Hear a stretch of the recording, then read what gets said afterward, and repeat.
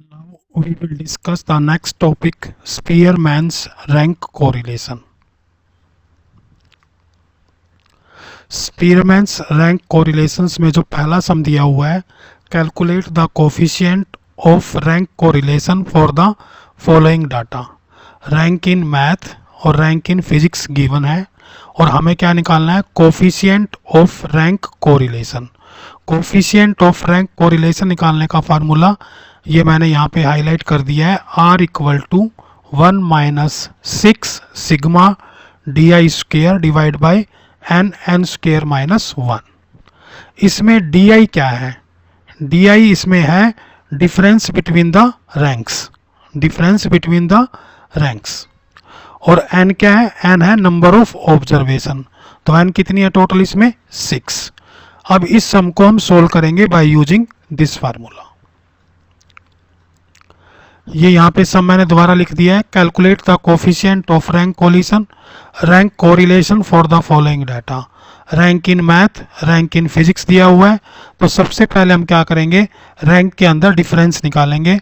1 minus 3 किसके बराबर होगा, -2 के बराबर. 2 माइनस 2 0.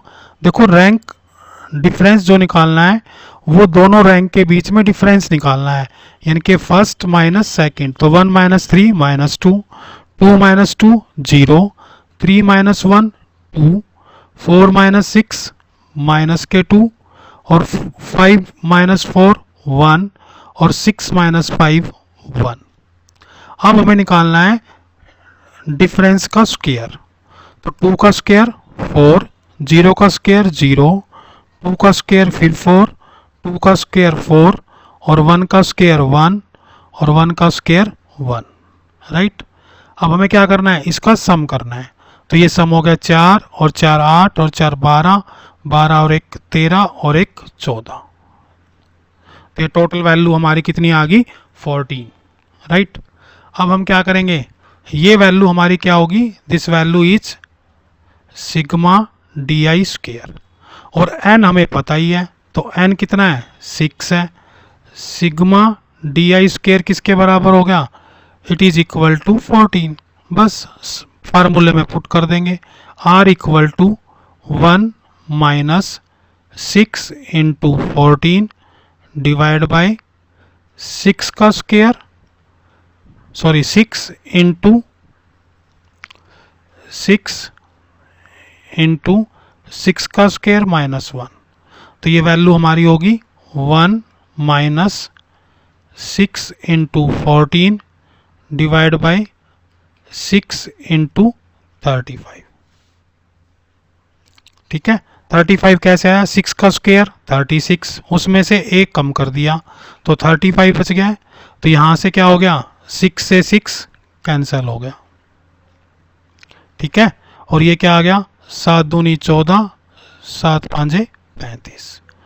तो ये वैल्यू बन गई हमारी 1 माइनस 2 डिवाइड बाई 5. तो ये वैल्यू कितनी होगी, 5 हमारा एलसीएम हो गया. 1 into 5 5 minus 2 that is equal to 3/6 और 3/5 सॉरी 6 नहीं 5, नीचे क्या है 5 है. तो ये 5 ही आएगा 3/5 और दैट इज इक्वल टू 0.6. यानी कि कोफिशिएंट ऑफ रैंक कोरिलेशन हमारा हो गया 0.6. इसको मैंने रेड से हाईलाइट कर दिया है, ये हमारा आंसर आ गया. तो ये सम बहुत ही इजी है, सिंपली बस आपको ये फार्मूला ध्यान रखना है और फिर आप इन सम्स को बड़ी आसानी से कर पाओगे. r equal to 1 minus 6 sigma D I square divide by N square minus 1. अगर आपने हमारे चैनल को सब्सक्राइब नहीं किया है तो आप चैनल को सब्सक्राइब कर लें. इसी तरह के यूजफुल वीडियो जिसमें बेसिकली बुक के क्वेश्चंस का सॉल्यूशंस, प्रीवियस ईयर क्वेश्चंस का सॉल्यूशंस और इम्पोर्टेंट क्वेश्चंस का सॉल्यूशंस भी मैं आपको इसी चैनल पर प्रोवाइड करता हूँ. Thank you. खोल लो.